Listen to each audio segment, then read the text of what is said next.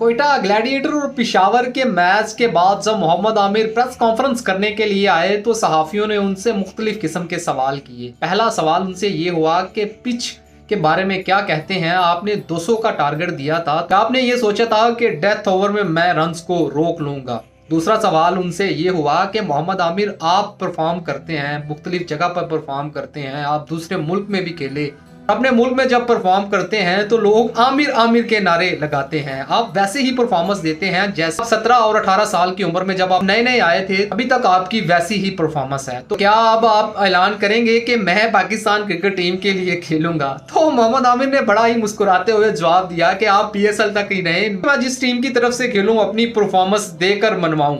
और तीसरा सवाल जब मोहम्मद आमिर से हुआ, जब बाबर आजम बैटिंग के लिए आए तो मोहम्मद आमिर ने उनको बॉल की और वो बाउंस हुई, तो क्योंकि फैंस जो हैं बाबर आजम और मोहम्मद आमिर का क्लैश बड़ा ही इंजॉय कर